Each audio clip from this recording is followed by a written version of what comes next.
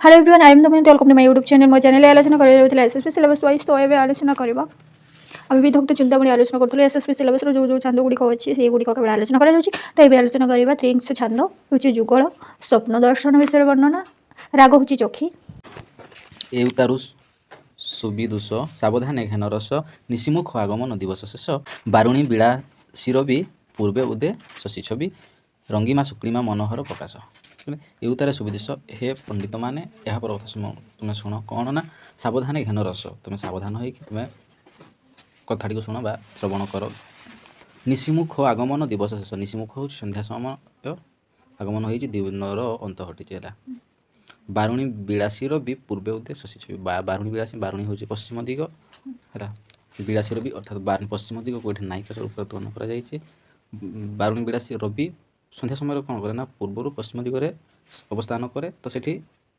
पूर्व दिग नायिका सहित से विलास रचना करी से रहीगला कौन कहे ना पूर्वे उदय शशि छवि तापर से पश्चिम दिगरे अस्त हो गला तापर पूर्व दिगरे कौन उदय होची ना शशि उदय होची चंद्र रंगीमा शुक्लिमा मनोहर प्रकाश तो गोटे पट रक्तिम वर्णर देखा जाउची आ गोटे पट शुभ्र वर्णर है तो ये सुंदर मनोहर परिप्रकाश धड़ा है चंद्र रंग है रक्तिम आ शुक्लिमा है शुभ्र दुई जनकर चंद्र आ सूर्य सहजरे शरद काल ऋतुमुख जात तिथि मिशी मंजुल है सहजरे शरद काल शरत ऋतु है कौन है ऋतुमुख जात थी मिशी मंजुल ऋतुमुख हूँ कार्तिक कार्तिक ऋतुमुख जात तिथि मिशी मंजुल कार्तिक पूर्णिमा कथा कह शरत काल पुणी कार्तिक पूर्णिमा रक्तिम वर्ण शुक्ल वर्ण ये तो जहाँ सुंदर करी पुणी कौन शरत काल आउ कार्तिक पूर्णिमा ये जो मिश्रणटा माने से समय कौन ना गोटे सुंदर शोभा सृष्टि करेला विचारिकी पद्मजनी सुधा अनुराग घेनी विश्व तुलन तुली कलना करे उश्वास भाग उठिला गरुआ तलक गला उच्च नीच नीच उच्च जना विधि कहे विचारिकी पद्मजनी ब्रह्मा से कौन कर विचार कर सुधा और अनुराग सुधा आउ अनुराग दुईटा जिनस को विश्व तुलन तुलना करनीति धरिकी जमी किलोमीटर तुलना करूँ तो सही परिका सुधा आउ अनुराग ये दुईटा जिनस को पद्मजनी कौन कर विश्व तुलन तुलना कर उश्वास भाग उठिला जोटा उश्वास हालुका था से जिनसा ऊपर को उठीगला गरुआ तलक गला जोटा गरुआ से ओजनदार से तलक चलीगला उच्च नीच नीच उच्च जना विधि उच्च नीच नीच उच्च किए तल बड़ सान किए ओजनदार से तलक पलैला जे उश्वास उठीगला से कथा कहे सुधा अनुराग संगते सरी करी बोली पारिब के केमंते सुधा और अनुराग संगते सरी करी पारिब के केमंते से कहे सुधा अनुराग ये मध्य बड़ कौटा है बोल से कहते है बड़ कौटा ये सीधा देनी केमती जाना ओजनदार किए हो जाए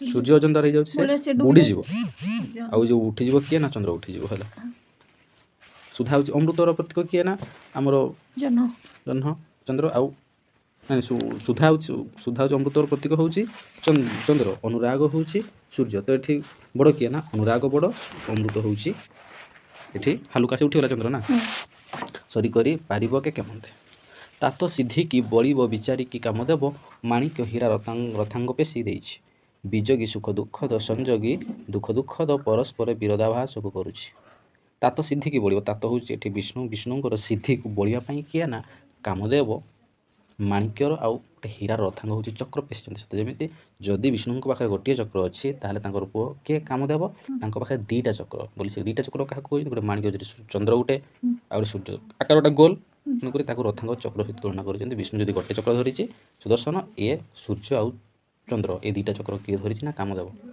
बीजगी सुख दुखद संजोगी सुख दुखद जड़े बीजगी जन मान जो मैंने बीजगी जार प्रेमिका ना है जार प्रेमिका ना सी कौन करुच्ची ना सूर्य से सुख प्रदान करुच्ची खरा समय जिते बड़े राति समय आगमन करुच्ची से समय जो चंद्र को देखते हैं विरह जर्जरित हो पड़ते जड़े सुख दूसरी जड़े दुख दूसरी बीजगी मानक ठीक से भाव में कौन होना संजोगी मानक जो मैंने संजोगी अच्छा से किए दुख दूसरी ना सूर्य दुख दूसरी केत ना दिन बेले से संजोग एका पाखे रही पारे प्रेमिका स्वामी स्त्री और राति से एकाठी पारे से कथा जड़े सुख दुख उभय दौरान चंद्र भी दूसरी आउ सूर्य भी दूसरी संजोगी बीजगी है ପରସ୍ପର ବିରୋଧାଭାସକୁ କରୁଛି, ପରସ୍ପରକୁ ସେ ବିରୋଧାଭାସ କରୁଛନ୍ତି। ତମ ନା ଶୁଣେ ତମ ପ୍ରୟୋଗରେ ତମକୁ ସେ ତମ ଆସେ ଏକ ସଂଯୋଗ ଦନ୍ତି ଦନ୍ତ ସମୁଦ୍ରଗତ ପ୍ରବାଳ ଢାଙ୍କୁଣି ଟେକି ଦିଗବଣିକ କି ଫେଡ଼ି ଭିନ୍ନ ଥାଇଛି।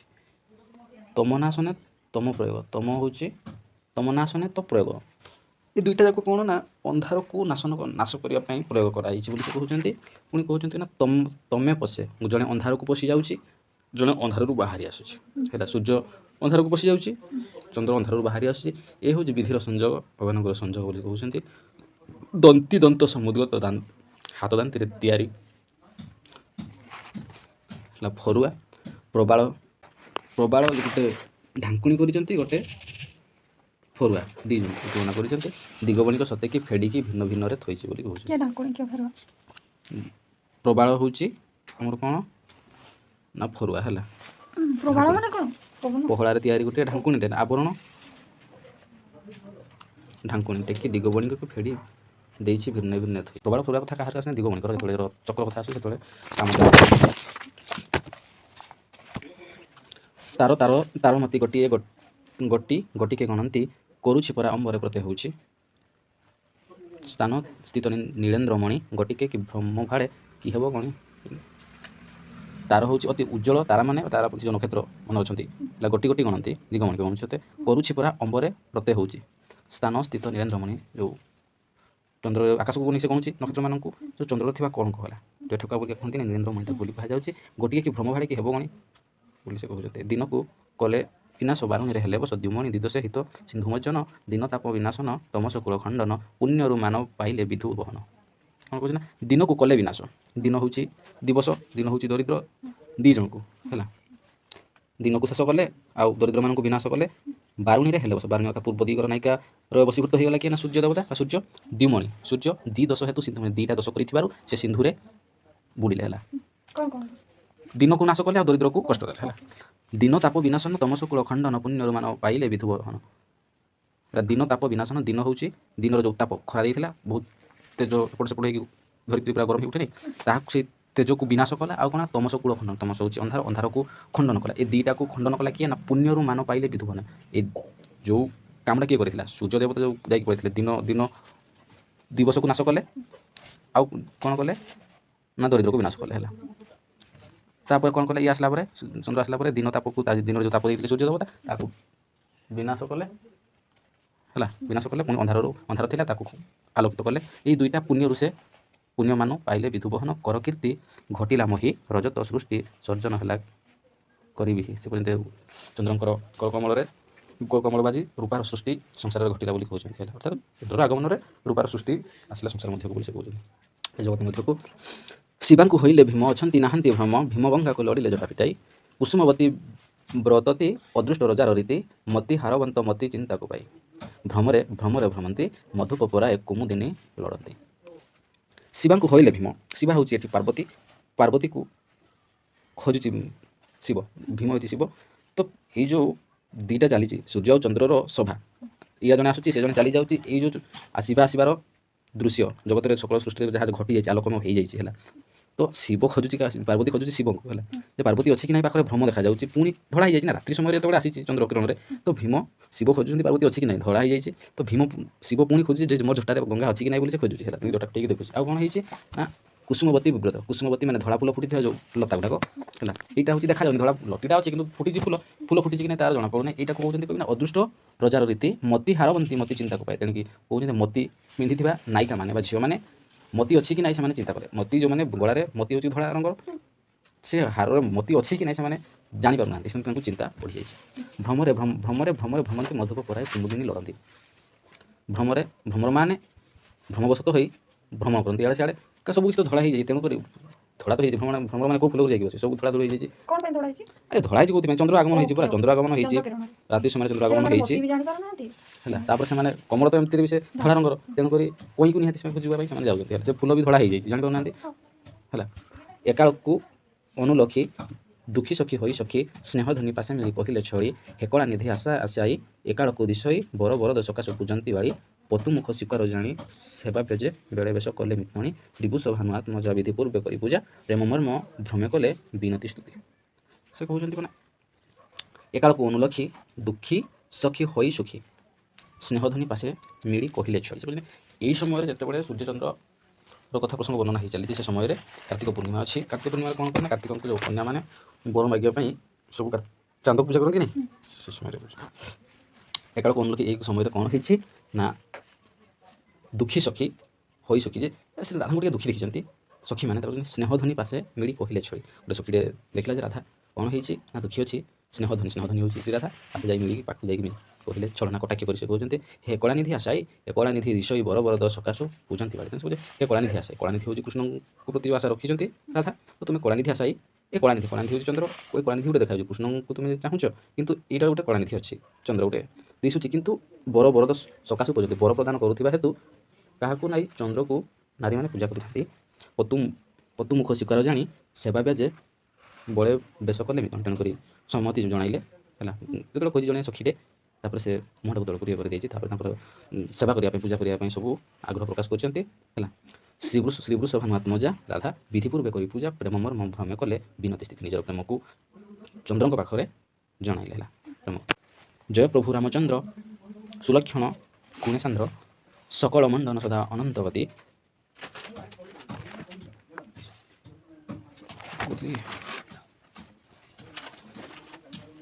ଜୟ ପ୍ରଭୁ ରାମଚନ୍ଦ୍ର ସୁଲକ୍ଷଣ ଗୁଣେଶାନ୍ଦ୍ର ସକଳ ମଣ୍ଡନ ସଦା ଅନନ୍ତବତୀ। ତମ ତାପହା ସୂଚିକର ବାଳି ନାମରେ ମାତ୍ରକ ଭ୍ରମ ନ କର। ଜୟ ଜୟ କଳାନିଧି ଅମୃତ କର ପ୍ରସିଦ୍ଧି ସଦାଶିବ ଶିରଧାର୍ଯ୍ୟ ଉଜ୍ଜଳ ମୂର୍ତ୍ତି। ଜୟ ପ୍ରଭୁ ରାମଚନ୍ଦ୍ର ସୁଲକ୍ଷଣ ଗୁଣେଶାନ୍ଦ୍ର।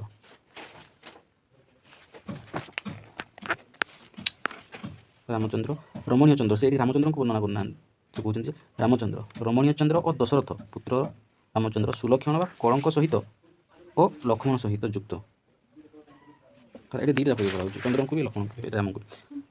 ରମଣୀୟ ଚନ୍ଦ୍ର ମାନେ ସୁନ୍ଦର ଚନ୍ଦ୍ର, ଦଶରଥ ପୁତ୍ର ରାମଚନ୍ଦ୍ର ହେଲା। ଲକ୍ଷ୍ମଣ ମାନେ ସୁଲକ୍ଷଣ ବା କଳଙ୍କ ସହିତ, ଲକ୍ଷ୍ମଣଙ୍କ ସହିତ ଯୁକ୍ତ ହେଲା। ଯେମିତି ଚନ୍ଦ୍ରରେ କଳଙ୍କ ରହିଛି, ଗୋଟେ ଚନ୍ଦ୍ରର ଲକ୍ଷଣ ଅଛି କି ନାହିଁ, ଯେ ଚନ୍ଦ୍ର କଳଙ୍କ ଅଛି, ଠିକ୍ ଭଳିଆ ତ ଚନ୍ଦ୍ରରେ ଯଦି କଳଙ୍କ ଥିଲେ ଚନ୍ଦ୍ର ସୁନ୍ଦର ଦେଖାଯାଉଛି ହେଲା। ତ ସେମିତି କ'ଣ ନା, ରମଣୀୟ ଚନ୍ଦ୍ର ଏ ରାମଚନ୍ଦ୍ର ଯେତେବେଳେ ଲକ୍ଷ୍ମଣ ସହିତ ଦେଖାଥାନ୍ତି ସେତେବେଳେ ସେ ସୁନ୍ଦର ଦେଖାଯାନ୍ତି ବୋଲି କହୁଛନ୍ତି ହେଲା। ଲକ୍ଷ୍ମଣ ଯୁକ୍ତ ଗୁଣସାନ୍ଦ୍ରେ ଗୁଣରେ ପରିପୂର୍ଣ୍ଣ, ତୁମେ ସକଳ ମଣ୍ଡନ କଳା ସହିତ ଭୂଷଣ ସ୍ୱରୂପ ଓ ସମସ୍ତଙ୍କର ଭୂଷଣ ଅନନ୍ତବତୀ ଆକାଶରେ ଗତି କରୁଛ, ସେ କହୁଛନ୍ତି ହେଲା। ତମ ତାପହା ସୂଚିକର, ତମ ତାପହା, ତମ ହେଉଛି ଅନ୍ଧାର ଓ ତାପନାଶକ ତୁମେ, ଅଜ୍ଞାନ ଦୁଃଖ ନାଶକ ତୁମେ, ସୂଚିକର ମାନେ ଶୁଭ୍ର କିରଣରେ, ଶୁଭ୍ର କିରଣରେ ଶୃଙ୍ଗାର ପ୍ରଦାନ କରିଥାଉ। ପୁଣି ବାଳି ନାମରେ, ବାଳା ନାମରେ ହେଲା। ଯେହେତୁ ରାମଚନ୍ଦ୍ର ବାଳିକୁ ବୋଧ କରିଥିଲେ, ତେଣୁକରି ମୋତେ ଏ ବାଳି ମାନେ ଝିଅ, ମୋତେ ସେଇ ବାଳି ଭାବିକିନା ମୋତେ ମାରିଦେବ ନାହିଁ ବୋଲି ସେ କହୁଛନ୍ତି ହେଲା। ବାଳି ନାମରେ ମାତ୍ର ଭ୍ରମ କରିବ ନାହିଁ, ମୋତେ ହେ ଚନ୍ଦ୍ର ମୋତେ ତୁମେ ଭ୍ରମ କରିବ ନାହିଁ। ଆରେ ଶ୍ରୀରାଧା କହୁଛି ପରା, କାହାକୁ ସେ ଚନ୍ଦ୍ର ଦେବତାଙ୍କୁ ପୂଜା କରୁଛି କୃଷ୍ଣଙ୍କୁ ପାଇବା ପାଇଁ। ସେ ରାମଚନ୍ଦ୍ରଙ୍କ କଥା ବି ଆଣୁଛନ୍ତି, ପୁଣି ଚନ୍ଦ୍ରଙ୍କର କଥା ବାଳି କୃଷ୍ଣଙ୍କୁ ଯେଉଁ ରାମଚନ୍ଦ୍ର ବାଳିକୁ ବୋଧ କରିଥିଲେ କି ନାହିଁ, ମାରି ଦେଇଥିଲେ। ତ ଶତ୍ରୁ ସେ କହୁଛି ଯେ ମୁଁ ହେଉଛି ବାଳିକା ହେଲା, ବାଳି ମାନେ କନ୍ୟା ଝିଅ, ମୁଁ ହେଉଛି ରାଧା ବାଳି, ଏ ବାଳି ନାମ ଜାଣିକି ମୋତେ ସେ ବାଳି ବୋଲି ଭାବିବ ନାହିଁ ବୋଲି ସେ କହୁଛନ୍ତି ହେଲା। ଜୟ ଜୟ କଳାନିଧି, ହେ କଳାନିଧି ଜୟ ହଉ, ଅମୃତ କର ପ୍ରସିଦ୍ଧି ସଦାଶିବ ଶିରଧାର୍ଯ୍ୟ ଉଜ୍ଜଳ ମୂର୍ତ୍ତି। ସେ କହିଲେ ଜୟ ଜୟ କଳାନିଧି ହେଲା। ହେ କଳାନିଧି, କଳାନିଧି ହେଉଛି କ'ଣ ବିଷ୍ଣୁ ବି ହେଲା। ଆଉ ସେ କ'ଣ ଅମୃତ ପ୍ରଦାନ କରିଥାନ୍ତି, ଆଉ କ'ଣ ସଦାଶିବ ଶିରଧାର୍ଯ୍ୟ ଉଜ୍ଜଳ ମୂର୍ତ୍ତି। ସଦାଶିବ ମାନେ ଶିବଙ୍କର ଆଜ୍ଞା ସବୁବେଳେ ଧାରଣ କରିଥାନ୍ତି, କିଏ ନା ବିଷ୍ଣୁ। ଆଉ ଗୋଟେ ଅର୍ଥ କ'ଣ ହେଉଛି ନା ଜୟ ଜୟ କଳାନିଧି, କଳାନିଧି ହେଉଛି ଚନ୍ଦ୍ର, ଚନ୍ଦ୍ର ଅମୃତ କର ପ୍ରସିଦ୍ଧି, ସେ ଅମୃତ ପ୍ରଦାନ କରେ ବା କିରଣ, ଯେଉଁ କିରଣଟାକୁ ଅମୃତ ସହିତ ତୁଳନା କରାହେଉଛି। ସଦାଶିବ, ସଦାଶିବ ହେଉଛି ଶିବ, ଶିବ ସର୍ବଦା ଚନ୍ଦ୍ରକୁ ଧାରଣ କରିଥାନ୍ତି ଶିରରେ ହେଲା। ତେଣୁକରି ସଦାଶିବ ହେଉଛି ଶିବଙ୍କର ଗୋଟେ ଅନ୍ୟ ନାମ। ସୁନ୍ଦର ସୁଲକ୍ଷ ବକ୍ଷ ସୁର ସୁଖ ଦେୟ ଦକ୍ଷ, ଦିନ ତାପ ବିନାଶନ ବିରାଜପତି, ବିଧୁବର ଆହ୍ଲାଦକର କମଳିନୀ ନାମେ ଭ୍ରମ ହେବା ସାର। ସୁନ୍ଦର ସୁଲକ୍ଷ ବକ୍ଷ ହେଲା, ସୁନ୍ଦର ସୁଲକ୍ଷ ବକ୍ଷ ସୁର ସୁଖ ଦେୟ ଦକ୍ଷ,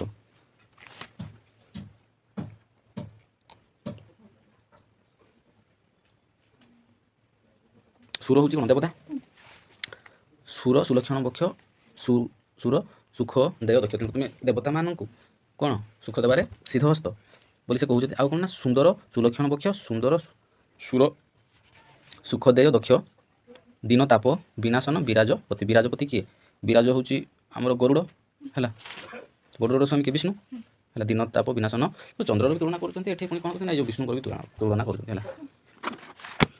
ବିଧୁବର ଆହ୍ଲାଦକର, ବିଧୁବର ହେଉଛି ଆହ୍ଲାଦକର, କମଳିନୀ ନାମେ ଭ୍ରମ ହେବ ସାର ହେଲା। କମଳିନୀ କ'ଣ, କମଳିନୀ କିଏ, ପଦ୍ମ। ବିଧୁବର ଯଦି ସେ ଚନ୍ଦ୍ରର ପ୍ରେମିକା କିଏ, କଇଁ। ତେଣୁକରି ମୁଁ ହେଉଛି ପଦ୍ମିନୀ ଜାତୀୟ ନାରୀ ହେଲା।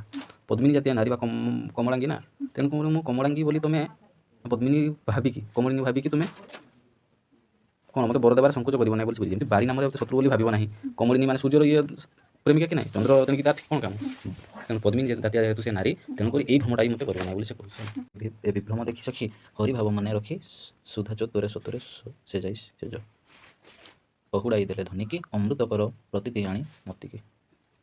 ହରିକି ବିଚାରି ହରିଚନ୍ଦ୍ରକୁ ଭାବିକିନା କ'ଣ କୃଷ୍ଣ କର ବିକ୍ଷୋଭନେ ଡରି, କର ହେଉଛି କିରଣ ଯେଉଁ ହାତ ଡରିକି କ'ଣ ହେଇଛି ନା ସତେ ଯେମିତି ବା କମ୍ପିତ ଘୋଡ଼ାଇ ଦେଲେ ସ୍ତନ କଥା ବର୍ଣ୍ଣନା ହେଇଛି। ତ ହରି ଯେଉଁ କିରଣ ହେଉଛି ପ୍ରେମ ଶୃଙ୍ଗାରର ଯେଉଁ ଆଲିଙ୍ଗନ କଥା, ଚନ୍ଦ୍ର ହରିକି ବିଚାରି ହରି କୃଷ୍ଣଙ୍କୁ ବିଚାର କରୁଛନ୍ତି ମାନେ ଚନ୍ଦ୍ରକୁ ଦେଖିଲା।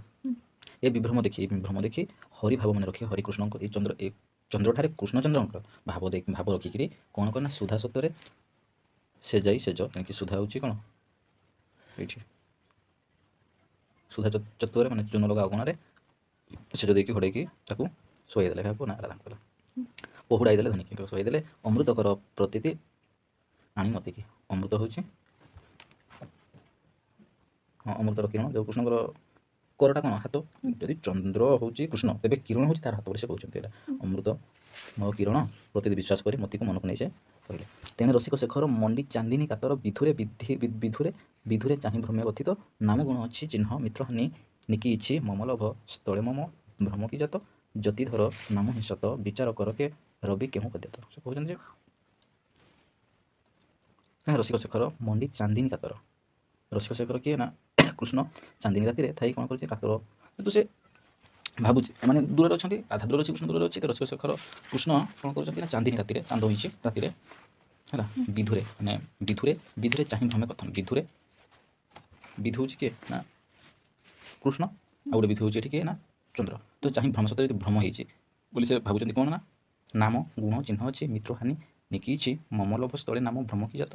ତ ନାମ ଆଉ ଗୁଣ, ନାମ ହେଉଛି କୃଷ୍ଣ, କିନ୍ତୁ ସେ ନାମ ଠିକ୍ ଏକା ଅଛି, ଗୁଣ ବି ଅଛି। ଗୁଣ ଏଥିପାଇଁ ଅଛି ନା କୃଷ୍ଣଙ୍କ ମଧ୍ୟରେ ଗୋଟେ କଳଙ୍କ ଅଛି, ଆଉ ଏଇ କୃଷ୍ଣଙ୍କ ପାଖରେ ଗୋଟେ କ'ଣ ଅଛି ନା ବିଷ୍ଣୁ କୃଷ୍ଣର କୃଷ୍ଣ ନା, ତେଣୁକରି ସେଠି କ'ଣ କରୁଛି ନା ଶ୍ରୀବତ୍ସ ତାକୁ ଗଇଠା ମାରିଥିଲେ ହେଲା, କିନ୍ତୁ ସେ ତାର ଚିହ୍ନ ରହିଯାଇଛି। ଗୁଣ ବି ସେଇ ଅଛି, ସିଏ ବି ଅମୃତ ପ୍ରଦାନ କରନ୍ତି, ଏ ବି ମୁଖ୍ୟ ପ୍ରଦାନ କରନ୍ତି ଅମୃତ, ଏ ବି ପ୍ରଦାନ କରନ୍ତି। ନାମ ଗୁଣ ଚିହ୍ନ ଏକା ଅଛି, ମିତ୍ର ହାନି ନିକିଛି, ତେଣୁକରି ମିତ୍ରକୁ ହାନି କରିବା ପାଇଁ ଚେଷ୍ଟା କରୁଛି କି ବୋଲି କହୁଛି କାହାକୁ ନା କୃଷ୍ଣ ଭାବୁଛି ଯେହେତୁ ସବୁ କିଛି ସମାନ ହେଇଗଲା, ତେଣୁକରି ସେ ମିତ୍ର ବୋଲି ମନେ କରୁଛନ୍ତି। ମମ ଲୋଭ ସ୍ଥଳେ ନାମ ଭ୍ରମ କି ଜାତ, ମୁଁ ଯେଉଁ ସ୍ଥାନରେ ରହିବା ସ୍ଥାନରେ ସେଇ ସ୍ଥାନଟା ଚନ୍ଦ୍ର ନେଇଯିବ କି ବୋଲି ସେ ବିଚାର କରୁଛନ୍ତି। ଜ୍ୟୋତିଧର ନାମ ହିଁ ସତ, ସେ କହୁଛନ୍ତି ଜ୍ୟୋତିଧର ନାମଟା ବି ସତ, କୋଉଥିପାଇଁ ନା ତୁମେ ବି ଜ୍ୟୋତି କିରଣ ପ୍ରକାଶ କରୁଛ, ମୁଁ ବି ଜ୍ୟୋତି, ମୋ ପାଖରେ ବି ଜ୍ୟୋତି ରହିଛି ବୋଲି କହୁଛନ୍ତି କୃଷ୍ଣ। ବିଚାର କର କିଏ ରବି କେଉଁ ଖଦ୍ୟତ, ତାପରେ କ'ଣ କରୁଛନ୍ତି ନା ଏଇ କଥା କେମିତି କହିଲେ ଆମର ଯେଉଁ କ'ଣ ହେଇଛି ନା ଚନ୍ଦ୍ରର ଆଉ ଗୋଟେ ପ୍ରେମିକା କିଏ ନା ନକ୍ଷତ୍ର ହେଉଛି ବିଶାଖା ନକ୍ଷତ୍ର ହେଲା। ତାପରେ ଏଠି ତାଙ୍କର ନିଜ କଥାଟା ସେମାନେ କହିଲେ, ତୁମେ ବି ନାମ ଗୁଣ ଚିହ୍ନ ସବୁ ସମାନ ଅଛି, କିନ୍ତୁ ଆମର ପ୍ରେମିକାମାନଙ୍କର ବି ନାମ ସମାନ ଅଛି ହେଲା। ଜ୍ୟୋତିଧର ନାମ ହିଁ ସତ, ସେମାନେ ଜ୍ୟୋତିଧର କିଏ ନା ରାଧା ବି ଜ୍ୟୋତିଧର, କାରଣ ର ଅଧିକା ଥିବା ତାକୁ ଶ୍ରୀରାଧା ବୋଲି କୁହାଗଲା ହେଲା। ରଶ୍ମି ଅଧିକା ଥିବା ଶ୍ରୀରାଧା, ସିଏ ବି ଶ୍ରୀରାଧା, ସେ ଯେଉଁ ଅଧିକା ଥିଲାରୁ ସେ ଜ୍ୟୋତିଧର, ତେଣୁକରି ଆଉ ଗୋଟେ ଯଦି କିଏ ନା ଯେଉଁ ବିଶାଖା ହେଲା ଖଦ୍ୟତ, ତ ସେଥିରୁ କ'ଣ ଯେ ବିଚାର କର ଯେ ରବି ଏଠି କିଏ ହେଉଛି ନା ଶ୍ରୀରାଧା, ଖଦ୍ୟତ ହେଉଛି ବିଶାଖା ନକ୍ଷତ୍ର ହେଲା। ତେଣୁକରି ସେ କଥା ଗୋଟେ ବର୍ଣ୍ଣନା କରାଗଲା। ହାବ ଭାବ ବଚରଙ୍ଗ ଧମିଲ ନୟ ପ୍ରସଙ୍ଗ ପରସ୍ପରେ ନାଗର ନାଗରୀ ସ୍ମରଣେ ଉଚ୍ଚରେ ଭାଷା କେ ବର୍ଣ୍ଣେ ସ୍ୱରଭଙ୍ଗ ଅତି ଶୀର୍ଣ୍ଣେ ତେବେ ହିଁ ଭାବ ଭାବନା ଥାଇ କାରଣେ ଦୁଃପୂର୍ବାଦି ଶବଦ ଶୁଣି ଦ୍ୟୁତି ଓଇଲା କି ଭ୍ରମେ ହୁଅନ୍ତି ଅଣେ। ହାବ ଭାବ ଯେଉଁ କଥାବାର୍ତ୍ତା କିଛି ବିକାର ବାହାରି ଯାଇଥାଏ, କଥା କିଛି ଥାଏ ମନ ମଧ୍ୟରେ, ହାବ ଭାବ ବଚରଙ୍ଗ କହିବାର ଶୈଳୀ, ଧମିଲ ଆଚାର ବ୍ୟବହାର, ନୟ ପ୍ରସଙ୍ଗ ହେଲା, ପରସ୍ପର ନାଗର ନାଗରୀ ସ୍ମରଣ, ପରସ୍ପର ନାଗର କୃଷ୍ଣ ନାଗରୀ ରାଧା ପରସ୍ପର ସେମାନେ ସ୍ମରଣ କରନ୍ତି, ସେ ତାର କଥା ହେଉଛି, ଏ ତାର କଥା ହେଉଛି, ସେ କେମିତି ସବୁ କାର୍ଯ୍ୟ କରିବେ, ସେ ଭାବି ପ୍ରସଙ୍ଗରେ ବର୍ଣ୍ଣନା କରାଯାଇଛି। ଉଚ୍ଚରେ ଭାଷେ ଉଚ୍ଚାରଣ କହିବା କଥା, ଭାଷେ କିଏ ବର୍ଣ୍ଣେ ହେଲେ ବର୍ଣ୍ଣ ଉଚ୍ଚାରଣ କରୁଛନ୍ତି, ସେ ବର୍ଣ୍ଣ ଉଚ୍ଚାରଣ ପୁଣି କ'ଣ ନା ସ୍ୱରଭଙ୍ଗ ଅତି ଶୀର୍ଣ୍ଣେ, କହିବା ପାଇଁ ଚେଷ୍ଟା କରୁଛନ୍ତି, ସେତେବେଳେ ସ୍ୱରଭଙ୍ଗ ହେଇଯାଉଛି, କାରଣ ତାର କଥା ଭାବିଲା ବେଳକୁ ସେମାନେ କାମାତୁର ହେଇଯାଉଛନ୍ତି, ଆତୁରରେ ଜର୍ଜରିତ ହେଇପଡ଼ୁଛନ୍ତି, ବ୍ୟାକୁଳତା ହେଇଉଠୁଛନ୍ତି, ଜର୍ଜରିତ ହେଇଉଠୁଛନ୍ତି। କହିବା ପାଇଁ ତାଙ୍କ ବିଷୟରେ କହିବା ସମୟରେ କାମ ଭାବ ଏମିତି ଜାଗ୍ରତ ହେଇଉଠୁଛି, ତାଙ୍କ ଆକୁଳ ବ୍ୟାକୁଳତା ହେଇଉଠୁଛନ୍ତି, ସେମାନେ ତାଙ୍କ କହିବାର ଶୈଳୀଟା ସ୍ୱରଟା ଭଙ୍ଗ ହେଇଯାଉଛି ହେଲା, ଅତି ଶୀର୍ଣ୍ଣ ହେଇଯାଉଛି, ଦେହ କ୍ଷୀଣ ହେଇଯାଉଛି ହେଲା, ତାଙ୍କ କଥାରେ ଚିନ୍ତା କରି ଭାବି ଆଉ କାରଣ ପ୍ରେମରେ ମାନେ ପଡ଼ିଯାଇଛନ୍ତି। ତେବେ ହେଁ ଭାବ ଭାବନା ଥାଇ କାରଣେ ଦୁଃପୂର୍ବାଦି ଶବଦ ଶୁଣି, ତାପରେ ସେ ଇଏ ତାକୁ ଭାବୁଛି, ସେ ତାକୁ ପ୍ରେମ ପିୟୁଷ ଆସନା ସେ ଲେସନ ହେ ଲଭିଲେ କ୍ଲେଶ ଆତୁର ରସାବ୍ଧି ବତ ଭାବତଥା ତରଙ୍ଗିତ। ଆତୁରତା ବ୍ୟାକୁଳତା ଏତେ ବଢ଼ିଯାଇଛି ଉଭୟଙ୍କ ମଧ୍ୟରେ, ସତେ ଯେମିତି ସମୁଦ୍ର ସହିତ ତୁଳନା କରାଯାଉଛି ହେଲା। ଭାବଟା ଏମିତି ଉତ୍କଣ୍ଠିତ ହେଇଉଠିଛି, ସତେ ଯେମିତି ତରଙ୍ଗାୟିତ ହେଉଛି ହେଲା। ଭାବନା ତରଙ୍ଗାୟିତ ହେଉଛି, ମାନେ ମଣିଷର ଆତୁରତାକୁ ତୁଳନା କରାଗଲା ସମୁଦ୍ର ସହିତ, ଭାବନାକୁ ତୁଳନା କରାଯାଉଛି ତରଙ୍ଗାୟିତ ଯେଉଁ ଲହରୀ ସହିତ। ବିଭ୍ରମ ଭଉଁରୀ ମଧ୍ୟ ମନପତନ, ସେଇ ତରଙ୍ଗାୟିତ ହେଉଥିବା ବିଭ୍ରମ ଭଉଁରୀରେ ଖେଳୁଛି ମନ ଖାଲି ଘାଣ୍ଟି ଚକଟି ହେଉଛି, ଭଉଁରୀ ଖେଳୁଛି ଉଠୁଛି ପଡ଼ୁଛି ହେଲା। ଭାବ ସାବଲ୍ୟ ପ୍ରବଳ, ହେଲା ବିବିଧ ପାଞ୍ଚ ଅଞ୍ଚଳ ବିଭିନ୍ନ ପ୍ରକାର କଳ୍ପନା ହେଲା କଳକୂଳ ବାଞ୍ଛିତ କେବଳ ନିଦାନ କଳକୂଳ ହେଉଛି ମନରେ ଯେଉଁ କଳକୂଳ ଗୋଟେ ନିର୍ଦ୍ଦିଷ୍ଟ କୂଳକୁ ଅର୍ଥାତ୍ ରାଧାଙ୍କର ଶେଷ ଇଚ୍ଛା କ'ଣ ଯେ କୃଷ୍ଣଙ୍କ ଶେଷ ଇଚ୍ଛା ହେଉଛି ରାଧାଙ୍କର ଇଚ୍ଛା କୃଷ୍ଣଙ୍କ ପାଇବା ହେଲା କଳ ଆଉ କୂଳ ଏ ଦୁଇଟାକୁ ପାଇବା ପାଇଁ ମନରେ ରାଧାକୃଷ୍ଣଙ୍କୁ ପାଇବେ କୃଷ୍ଣଙ୍କୁ ପାଇବେ ହେଲା ବାଞ୍ଛିତ ହେଉଛି ମନବାଞ୍ଛା କେବଳ ନିଦାନ ସେମାନଙ୍କୁ ପାଇଲେ ହିଁ ତାଙ୍କ ମନବାଞ୍ଛା ପୂର୍ଣ୍ଣ ହେବ ତେଣୁକରି ଏଇ ଯେଉଁ ସମୁଦ୍ର ଭିତରେ ନିଜର ଭାବନାକୁ ତୁଳନା କରାହେଇଛି ପ୍ରବଳ ହୋଇକି ଉଠିଛି ଅଧିକ ହୋଇକି ଉଠିଛି ବିଭିନ୍ନ ପ୍ରକାର କଳ୍ପନା ମନ ମଧ୍ୟରେ ଜନ୍ମ ନେଇଛି ହେଲା କଳକୂଳ ବାଞ୍ଛିତ କେବଳ ନିଦାନ ରତି ରତ୍ନ ପ୍ରେମ ପିୟୁଷ ତେଣିକି ସେମାନେ ସମ୍ଭବର କଥା ଠିକ୍ ହେଉଛି ରତି ରତ୍ନ ପ୍ରେମ ପିୟୁଷ ସମ୍ଭବ ରୂପ ଅମୃତ ଆଶା ନାଶ ଲେଶନ ହେ ଲଭିଲେ ତେଣୁକରି ଯଦି ସମ୍ଭବ ଯଦି ନ ହେଉଛି ଉଭୟଙ୍କ ମଧ୍ୟରେ ତାଙ୍କର ଆଶାଟା ନଷ୍ଟ ହେବ ନାହିଁ ବୋଲି ଆଶା ନାଶ ଲେଶନ ହେ ଲଭିଲେ କ୍ଲେଶନ ଯଦି ନ ମିଳିଲା ତାହେଲେ କଷ୍ଟ ଭୋଗି ବୋଲି ସେ କହୁଛନ୍ତି ପରସ୍ପର ରୂପଧାନ ତନ୍ମୟ ଭାବରେ ମଗ୍ନ କେତେ ବେଳାନ୍ଦରେ ନିଦ୍ରା ହେବାର ଜାଣି ତୁଣ୍ଡ ଗଳ ନିବର୍ତ୍ତାଇ ସୁମିତ୍ରେ ମଣ୍ଡଳୀ ହୋଇ ଶଶିକି ପରିଧି ବିଧି ଶୟନ ପୁଣି ଅଧଜାମେ ଅଛି ଜାମିନି ଯୋଗମାୟା ଦୟା କଲେ ମାନସ ଘେନି ପରସ୍ପର ରୂପ ଧ୍ୟାନ ତନ୍ମୟ ଭାବରେ ପରସ୍ପର ଉଭୟ ସେ ତାର ରୂପକୁ ଭାବିଛି ସେ ତାର ରୂପକୁ ଭାବିଛି ଏବଂ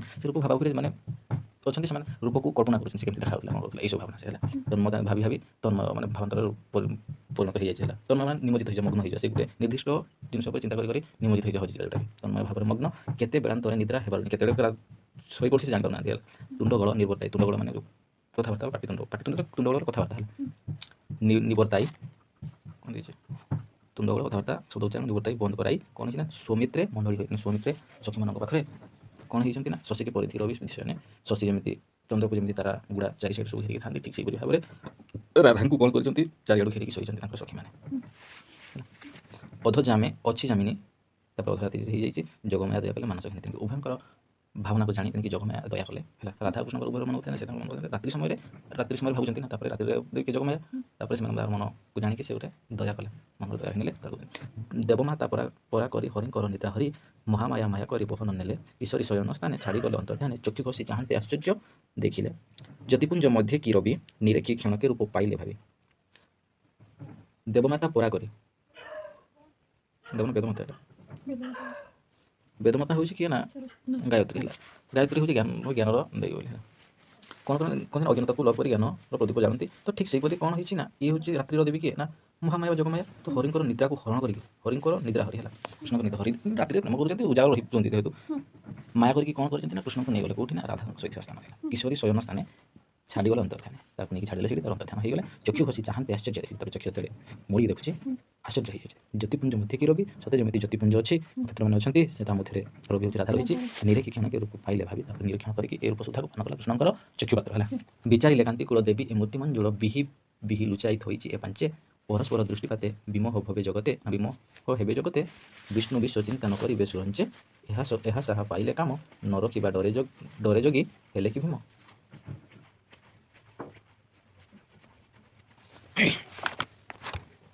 ବିଚାରିଲେ କାନ୍ତିକୂଳ ଯେଉଁ କାନ୍ତିକୂଳ ହେଉଛି ସୁନ୍ଦରର ଦେବୀ ଶୋଭାର ଦେବୀ କୃଷ୍ଣ ବିଚାର କରିଛନ୍ତି ଯେ ଏ ଶୋଭାର ଦେବୀ ସୁନ୍ଦରର ଦେବୀ ଦେବୀ ଏ ମୂର୍ତ୍ତି ମଞ୍ଜୁଳ କ'ଣ କରିଥିଲେ ନା କୃଷ୍ଣ ବିଚାର କରିଛନ୍ତି ଯେ ସୁନ୍ଦର ତାର ଦେବୀ ଏ ମୂର୍ତ୍ତିଟାକୁ ଲୁଚେଇକି ରଖିଥିଲା ବିହି ଲୁଚାଇ ଥୋଇଛି ଏ ପାଞ୍ଚେ ବିଧାତା ନିର୍ମାଣ କରି ଲୁଚାଇଛନ୍ତି ପାଞ୍ଚେ ପରସ୍ପର ଦୃଷ୍ଟିପାତ କଲେ କ'ଣ ବିମୋହ ହେବେ ଜଗତ ଏ ଜଗତକୁ ମୋହିଦେବେ ବିଷ୍ଣୁ ବିଶ୍ୱ ଚିନ୍ତା ନ କରିବେ କିନ୍ତୁ ବିଷ୍ଣୁ ଯଦି ଦେଖିବେ ସେ ସୁନ୍ଦରୀ ନାରୀଟାକୁ କୃଷ୍ଣ ଭାବୁଛନ୍ତି ଦେଖିବେ ଯଦି ସେ ଭଲ ଭାବରେ ସୁନ୍ଦର ଭାବରେ ଯେଉଁ ତାଙ୍କର ସୃଷ୍ଟିକୁ ସର୍ଜନା କରିପାରିବେ ନାହିଁ ଏହା ସାହା ପାଇଲେ ଏଇ ନାରୀଟିର ସାହାଯ୍ୟ ପାଇଲେ କ'ଣ କରିବ ନା କାମ ଦେବ ଏଇ ଯେଉଁ ମହାଯୋଗୀ ବୋଲାଉଥିବା ଶିବଙ୍କୁ ବି କ'ଣ ସେ ତାଙ୍କର ଯୋଗଭ୍ରଷ୍ଟ କରିଦେବ ହେଲା ନ ରଖିବା ଡରେ ଯୋଗୀ ହେଲେ କି ଭୀମ ଅହଲ୍ୟା ହରଣ ପାପ ସହସ୍ରାକ୍ଷ ସୁରରୂପ ଲଜ୍ଜା ନାହିଁ ପୃଷ୍ଠ ଦେବାରୁ ଜାଣିଲି ବିଧିଶଙ୍କର କୁମାର ଶେଷ ନେତ୍ର ସୁଖସାର ଏବେ ଏଥର ହୋଇବ ପରତ୍ୟାଗ କଲି ଗୁରୁକବି ଗଣେଶ ବାଣୀର କାରଣ ସେ କହୁଛନ୍ତି ଅହଲ୍ୟା ହରଣ ପାପ ସହସ୍ରାକ୍ଷ ସୁରନ ରୂପ ଲଜ୍ଜା ନାହିଁ ପୃଷ୍ଠ ଦେବାରୁ ଜାଣିଲି ସେ କହୁଛନ୍ତି ଅହଲ୍ୟା ହରଣ ପାପ ଅହଲ୍ୟାର ହରଣ କରିଥିଲେ କିଏ ନା ସହସ୍ରାକ୍ଷ ଇନ୍ଦ୍ର ତାଙ୍କର 1000ଟା ଆଖି ହେଲା ସେ କହୁଛନ୍ତି କେଡ଼େ ଲଜ୍ଜାର କଥା ଅହଲ୍ୟା ଠାରୁ ବି ବଳିକି କିଏ ନା ଶ୍ରୀରାଧା ହେଲା ଲଜ୍ଜା ପାଉଥିବ ତାହାକୁ ଅହଲ୍ୟାକୁ ହରଣ କରିକି ସେ ଅଭିଶାପ ପାଇଲା ସହସ୍ରାକ୍ଷ ହେଇଯାଉ ବୋଲି ପ୍ରକୃତରେ ଅହଲ୍ୟା ଠାରୁ ସୁନ୍ଦର ଏଇଠି ହେଲା ରାଧା ତାଙ୍କର ବିଧି ଶଙ୍କର କୁମାର ଶେଷ ନେତ୍ର ସୁଖସାର ବିଧି ହେଉଛି ବ୍ରହ୍ମା ତ ବ୍ରହ୍ମାଙ୍କର 4ଟା ଆଖି ଶଙ୍କର ହେଉଛି ଶିବଙ୍କର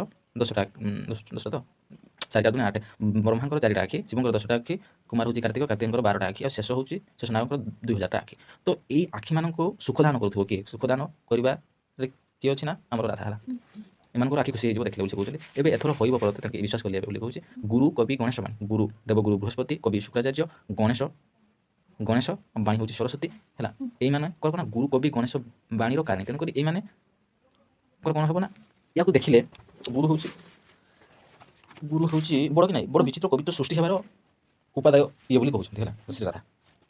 ଲକ୍ଷ୍ମୀ ବୋଲନ୍ତା ଏଇ ଭ୍ରମେ ତାପରେ ବିଚାର କରୁଛନ୍ତି କୃଷ୍ଣ ଯଦି ୟାକୁ ମୁଁ ଲକ୍ଷ୍ମୀ କହିବି ତାଙ୍କର ଦାସୀଗୁଡ଼ା ଯେଉଁ ଶୋଇଛନ୍ତି ଦାସୀମାନେ ତ ଗୋଟେ ଗୋଟେ ଲକ୍ଷ୍ମୀ ସଦୃଶ ମନେ ହେଉଛନ୍ତି ଭାସୁଛନ୍ତି ମନକୁ କହିବା କିସ ତାଙ୍କର ଦାସୀମାନେ ଯଦି ଗୋଟେ ଗୋଟେ ଲକ୍ଷ୍ମୀ ପରିକା ମନେ ହେଉଛନ୍ତି ଏବେ ଲକ୍ଷ୍ମୀ କହିଲେ ଭ୍ରମ ହେବ ବୋଲି ସେ କହୁଛନ୍ତି ବିଶ୍ୱ ଫେରି ଗତି କରି ମୁକତି ଗତି କରି ଶାନ୍ତି ପାଇ ପହୁଡ଼ିଛି ସମ୍ଭବ ଏହି ସିଧି ଦାୟୀ କି କରିବାର ବିଧି ରୂପାକୁ ହୋଇବ କି ଲଖିବାର ସତେ ଯେମିତି ସେ କ'ଣ କରିଛନ୍ତି ନା ବିଶ୍ୱ ବ୍ରହ୍ମାଣ୍ଡ ଭ୍ରମ କରିବା ପାଇଁ ଯାଇଥିଲେ ହେଲା ବିଶ୍ୱ ଫେରିବାର ଆସିବାର ଦ୍ୱାର ମୁକତିର ଗତିଦାତା ସେ ଶାନ୍ତି ପାଇ ଶ୍ରମ ପାଇକି ସତେ ଯେମିତି ସେ ଶୋଇପଡ଼ିଛନ୍ତି ହେଲା ସିଧି ଦାୟୀ କି କରିବାର ବିଧି ରୂପାକୁ ହୋଇବ କି ଲଖିବାର ଏ ଚିତ୍ର ପ୍ରତିମାକୁ ଦେଖିକି ସେ ତାକୁ ଚିନ୍ତା କରୁଛନ୍ତି।